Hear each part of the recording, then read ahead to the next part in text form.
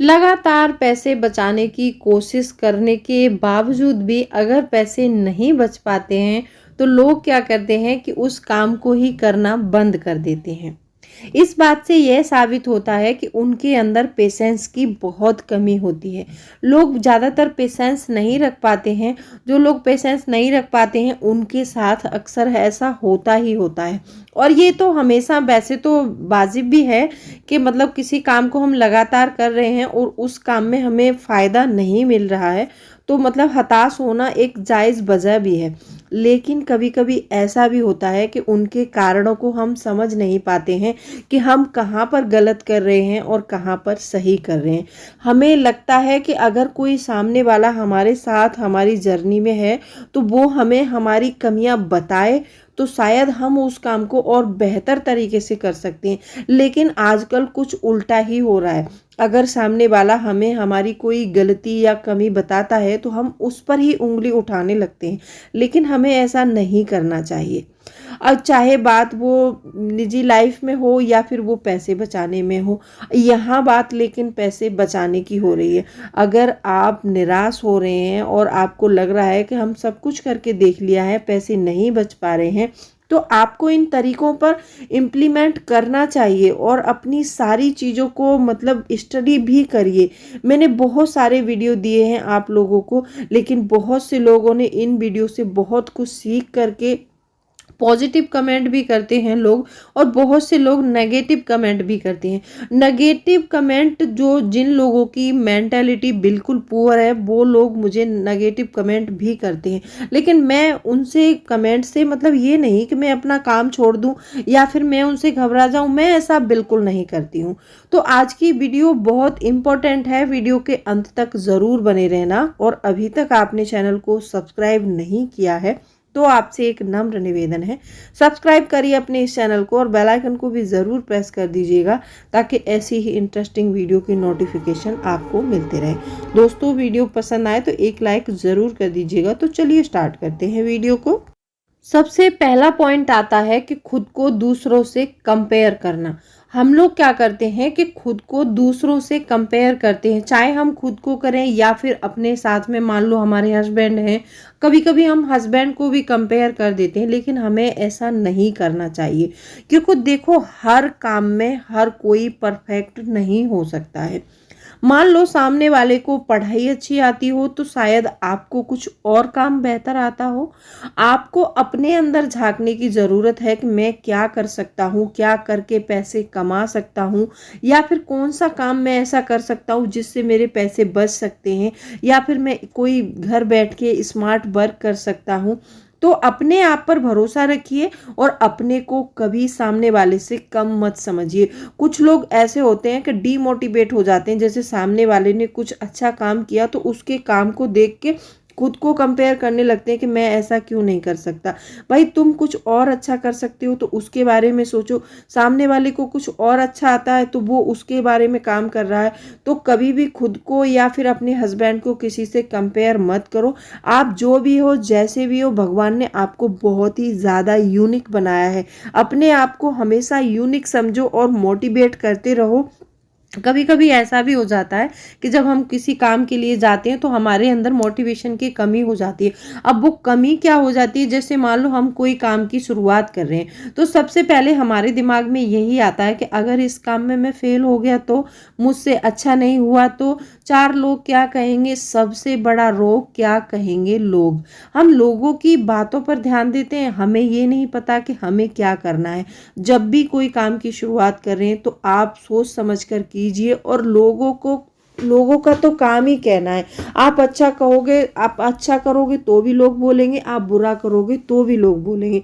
तो लोगों की बातों पर ध्यान मत दो और अपने आप को ऐसे मतलब उसमें मत डालो, किसी से कंपेयर मत करो अपने आप को। जो भी आप बेहतर कर सकते हैं वो करने की कोशिश करिए। पैसे बचाने में और कमाने में ये रूल जो है सबसे बहुत ज़्यादा इम्पोर्टेंट है।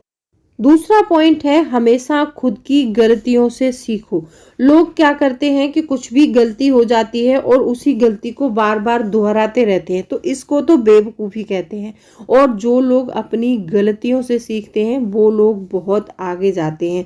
कभी कभी ऐसा होता है कि लोगों से कोई अनजाने में गलती हो जाती है और उसको वो रियलाइज़ करते हैं, और रियलाइज़ करने के बाद उस गलती से वो सीखते हैं, तो वो बहुत आगे जाते हैं। और बार बार उसी गलती को दोहराते रहना, सामने वाले को मतलब नीचा दिखाते रहना, या फिर उस गलती से नहीं सीखना, ये सबसे बड़ी गलती होती है।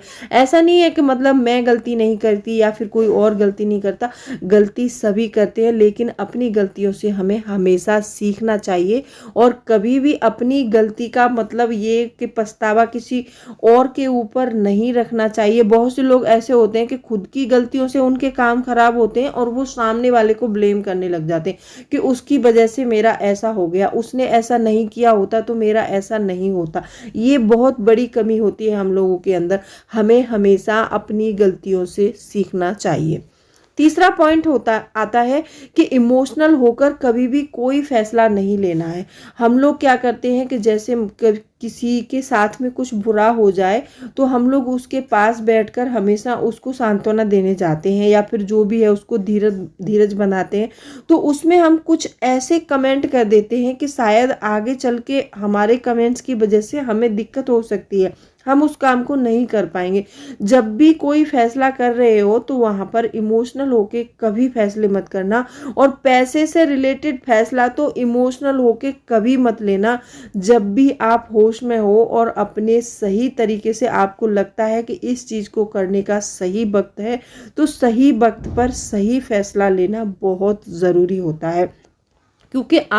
क्योंकि अगर इमोशनल होकर लिया गया फैसला कभी भी किसी के हित में नहीं होता है, और आपके हित में तो वो डेफिनेटली नहीं होगा। जब भी आप इमोशनल हो रहे हैं तो उस समय आपको अपने इमोशनल पर कंट्रोल करना चाहिए और ज़्यादातर चुप रहना चाहिए। जब भी आप इमोशनल हैं किसी के प्रति तो आपको वहाँ पर चुप रहना चाहिए, ज़्यादा बोलना भी नहीं चाहिए, क्योंकि वहाँ पर कुछ ऐसी बातें निकल जाती हैं कि चलिए मैं आपके लिए ये कर दूंगा, कि मैं आपको ये दे दूंगा, लेकिन जब बाद में ध्यान आता है, जब हम होश में आते हैं, तब हमें पता चलता है कि हमने वो कमिटमेंट की थी वो सही नहीं थी।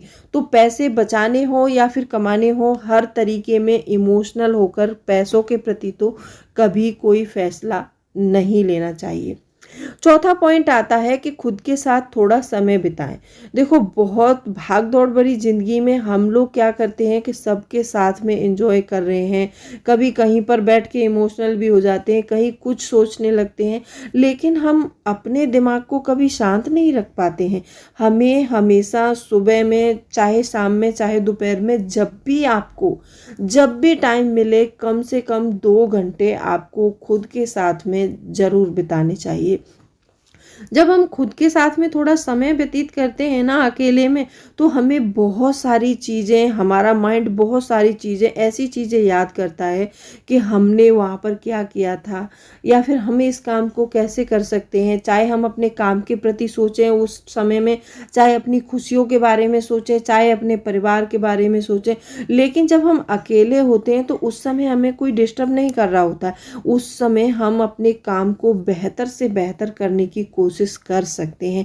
ये जिंदगी में बहुत ज़रूरी है। हमें अपने पैशन को पहचानना है, या फिर किसी काम के प्रति हमारा लगाव है और हम उसको स्टार्ट नहीं कर पा रहे हैं, तो उसके बारे में सोचें, या फिर हम अपने पैसे के बारे में सोचें कि हमें अपना पैसा कहाँ निवेश करना है और कितना निवेश करना है, किस बात पर हमें कौन सा फैसला लेना है।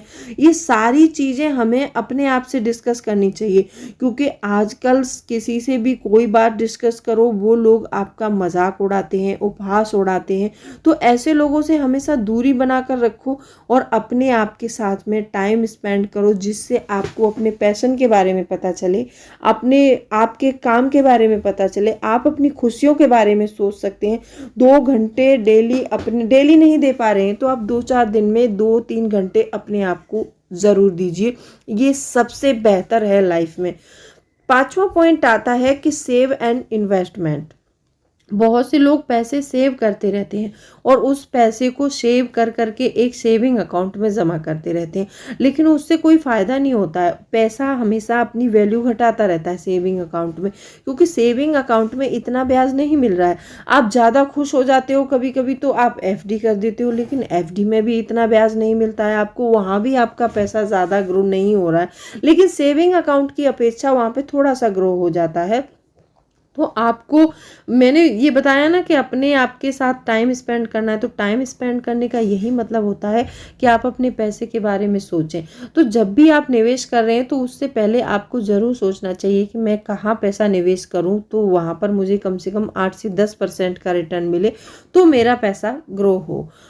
और न्यूज़ के आधार पर, ये 9वां पॉइंट बता रही हूँ मैं, न्यूज़ के आधार पर कोई भी इन्वेस्टमेंट नहीं करें।